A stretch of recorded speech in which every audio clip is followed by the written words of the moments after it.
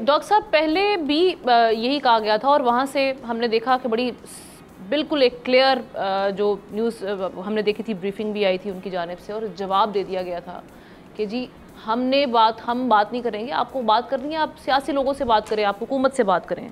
वहाँ से ना हो गया था। अब दोबारा ये एक तो बानी पीटीआई की जानिब से जो कहा जा रहा है, दोबारा एक पैगाम पहुँचाया जा रहा है, ये क्यों पहुँचाया जा रहा है कि अब क्या वही बैकडोर राब्ते हो रहे हैं, कुछ डेवलपमेंट हुई है, आपको लग रहा है, आपका तज्जिया क्या है? दूसरा, अगर कोई किसी चीज़ पे इस्टेब्लिशमेंट बात करने के लिए रेडी होती है, लेट्स अज्यूम, तो वो ऐसी क्या चीज़ होगी, क्या ऐसे कंडीशंस होंगी या डील ब्रेकर क्या साबित हो सकता है आगे बढ़ने के लिए?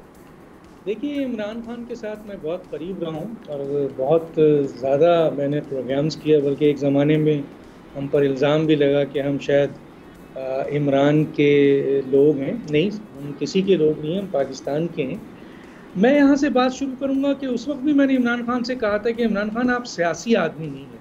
अल्लाह का शुक्र है, मैंने सियासत की है, काफ़ी अर्सा की है, अहम तरीन ओहदों पर रहा हूँ, इलेक्शन लड़ाए और सियासत के ऊपर काम भी किया है, पढ़ा है, लिखा है बहुत सारा। तो उस वक्त भी मैंने कहा था कि खान साहब आप सियासी आदमी नहीं हैं, आप हीरो हैं, क्योंकि 3 मिनट के बाद आप समझते ही नहीं हैं चीज़ें, सुनते ही नहीं हैं, बल्कि डाइवर्ट कर देते हैं दूसरे लोगों की तरफ। अभी आप सिर्फ इसी जुमले को उठा के देख लें कि आप कहते हैं कि जनाब फौज जो है, अभी हालिया, ज़्यादा देर की बात नहीं है, आपने फौज कहा था कि न्यूट्रल तो जानवर होते हैं। अब आप कह रहे हैं कि जी न्यूट्रल जो है वो गैर सियासी लोग, मैंने ये कहा है कि गैर सियासी हो जाएं। अच्छा भैया, न्यूट्रल आप कहते हैं कि फौज न्यूट्रल हो जाए, अभी कहा है, अभी उनकी बहन ने भी स्टेटमेंट दिया था। फिर उसके बाद आप कहते हैं मैंने तो कहा है कि जी ज़्यादा देर नहीं हुई, कह लेंगे जी वो तो न्यूट्रल का मतलब जो है वो गैर सियासी होना है, और उसी लम्हे आप ये कह रहे हैं कि फौज अपना नुमाइंदा बैठाए, हमसे बात करे। तो बताइए, कोई सियासी जहन है आपका? आप कोई लीडर्स हैं, पॉलिटिकल सोच रखते हैं? एक एक सेकंड के अंदर आप आसमान और ज़मीन को मिला देते हैं। एक तरफ आप कह रहे हैं कि जनाब गैर सियासी हो जाएं, दूसरी तरफ फौज से कह रहे हैं कि अपना नुमाइंदा लाएं, आपसे बात करें। फौज तो कह चुकी है कि मैं तो इंतशार पार्टी से बात ही नहीं करूंगा, और ये बात बिल्कुल तय है कि इमरान खान साहब तकरीबन खोखले हो चुके हैं अपने तमाम। अच्छा, ये बयान भी डॉक्टर साहब ये कुछ अरसे पहले आया था, अभी कुछ लचक आपको लग रहा है कि आई है तो फिर इसीलिए दोबारा कम्युनिकेट किया गया? कोई लचक नहीं है, मैं वो इत्तला भी अभी आपको देता हूँ कि आगे क्या होने वाला है, जो मेरे पास इत्तला है। ये अब क्योंकि इमरान खान साहब दुनिया भर में इनके जो व्लॉगर्स हैं, इनके जो मीडिया पर्सन हैं, इनके जो गैर ज़रूरी लोग हैं जिन्होंने अपने व्लॉग के ज़रिए, और उसमें इमरान खान का कसूर है, क्योंकि इमरान खान ने ये एतराफ़ तो कर लिया, 2 दफ़ा किया एतराफ़, 2 दफ़ा इनके सामने कि जी GHQ और फौजी छावनी पे जो लोग गए थे एहतजाज करने के लिए, वो मैंने भेजा था, पीसफुल प्रोटेस्ट करने के लिए कहा गया था। जी, इस चीज़ को पकड़ ले कि आपने भेजा था, तो ज़रा सा पहले आइए कि आपने अगर इनको भेजा था तो मॉब जब जाता है, क्योंकि आपने तो इनका जहन साजी की हुई है। आप कहते हैं मैंने तो तनकीद की है, मैंने इल्ज़ामात नहीं लगाए, तो पूरी दुनिया को पता है आपने संगीन तरीन इल्ज़ामात DGC पे लगाए हैं और इस्लामाबाद सेक्टर कमांडर पे लगाया है, आर्मी चीफ पे लगाया है। मैं तो पूरी वीडियो दिखा सकता हूँ, वो तनकीद है, ये संगीन इल्ज़ामात है।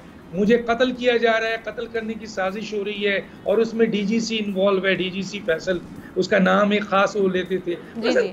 आप किस किस्म की बचकाना बात करते हैं? आप कहते हैं मैं तनकीद करता हूँ। बार कहने का मतलब है हुकूमत की बात। अब मैं बता दूं कि आप जब ये कहते हैं कि GHQ पे और फौजी छावनी पे मैंने भेजा था, तो फिर आपको याद है कि आपने जहन साजी की है अपने वर्करों की फौज के खिलाफ, और बड़े बयानात हैं, मसलन कम नहीं है, आपने जलसों में भी, जुलूसों में भी, प्रेस रिलीज में भी, और फिर वो PTI के लोग जिन्होंने आपको छोड़ा है, उन्होंने मीटिंग्स की जो बातें आकर बताई हैं, रिकॉर्ड का हिस्सा है, उसमें आपने फौज को क्या कुछ नहीं कहा।